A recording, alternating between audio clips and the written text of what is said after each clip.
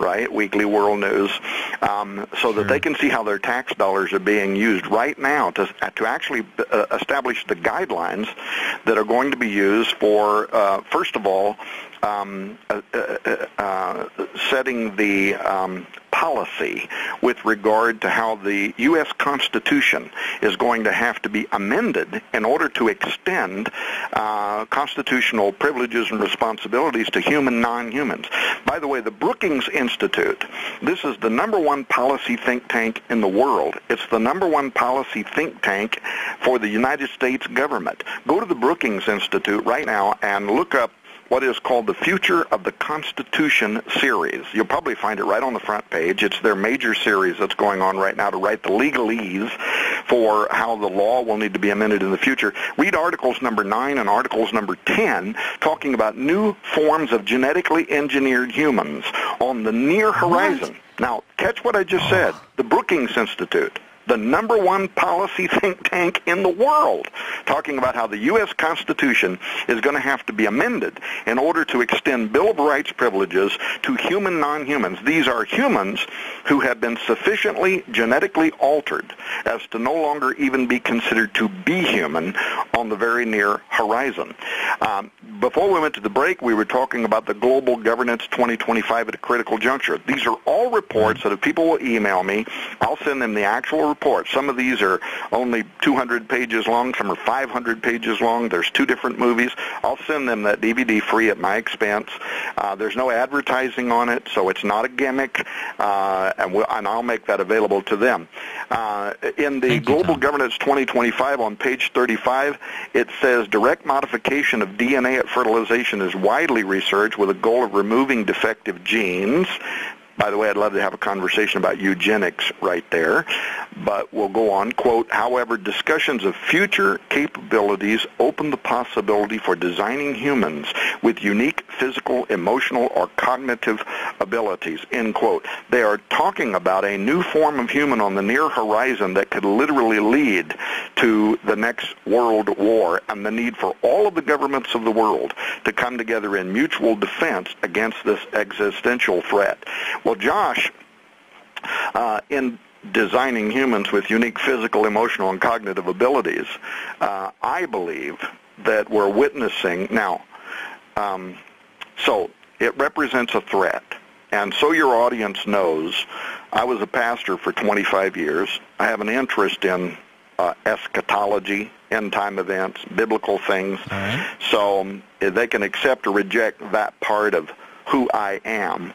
But I believe that we're seeing the unfolding here of biblical prophecy. But even if a person doesn't accept that, if it doesn't fit in their worldview, if they just think, okay, that's lunacy, no such thing, they would have to admit that what we are doing now with genetically modified crops, genetically modified animals, and genetically modified humans is not something that neither creation, if that's your worldview, nor evolution, if that's your worldview. Darwinian evolution did not provide for what we are doing now.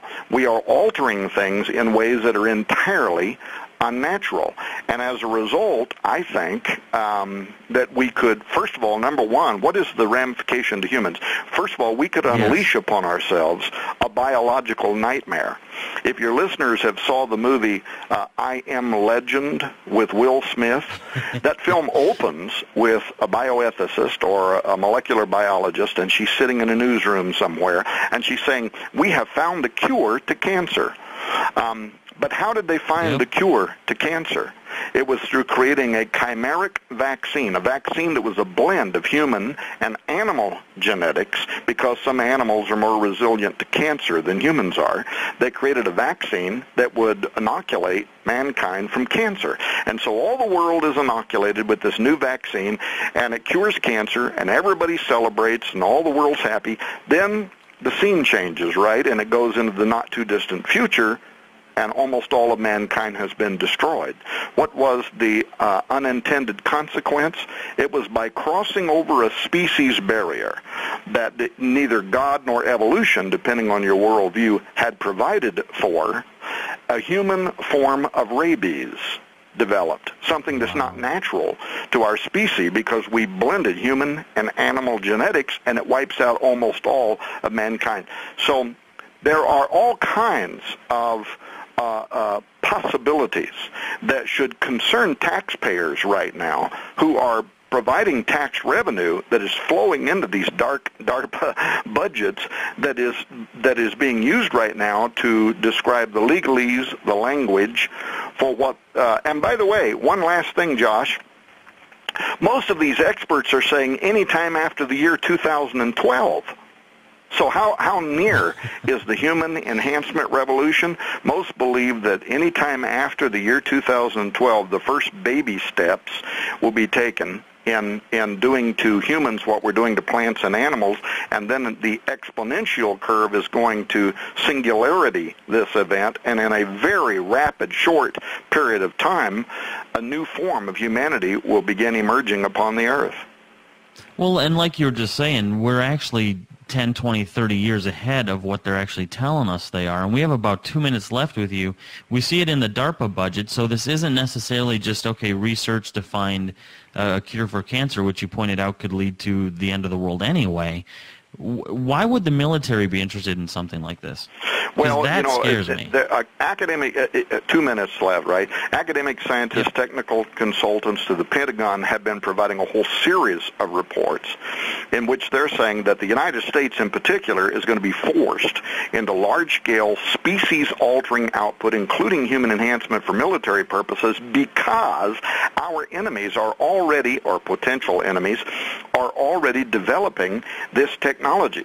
Now, that's what the Jasons are saying to the Defense Advanced Research Projects Agency, to the Pentagon, to the Department of Defense. What do they know that we don't know? Why would the Academy of Medical Sciences out of Britain now say that thousands of these things have been created, and what is the military aspect around this splice-like technology? Well, once again, if people want to email me, I'll send them all the government reports. We'll do the best we can. I have 10 employees. We'll do the best we can to try to follow up with any questions that they send us around this technology, but at least be advised that we're not talking about tabloid sensationalism. This is not hype. It's very real. It's coming very quickly, and just look at the world as you know it and see what's happening with GM crops, see what's happening with GM animals, see what's happening with genetically modified humans, at least at the embryonic level, and you can see the near future of humanity. But once you read it in the government reports for yourself and see it in line item, budget items that you're paying for, you have to stop and kind of catch your breath around this issue and imagine what all the full ramifications of this science is portending. Well, Tom Horn, RaidersNewsUpdate.com, thank you so much for joining us today. We will have you back on. We could talk to you for days, it seems like. Folks, email him. Get this update today. And I'm telling you, when we thought about bringing this up, I knew that it would oh, Josh, you're talking about Bigfoot and Loch Ness Monster. No, this is real, and we have to address it now. Because, Tom, isn't it true that this could be the greatest threat to humanity? Yeah, well, on the one hand, some people are saying it's actually going to solve our economic issues. The human enhancement revolution could give dawn to the next, revolution in industry. Who doesn't want to be, improved, right? So, but then even among transhumanists like Hugo de Garis and others talking about the Art-elect war, there is a dark side to what we are talking about today. Well, thank you so much for joining us. We will have you back on, and I hope you have a great, blessed day, because you just scared the bejeebies out of me. We'll be back right after this.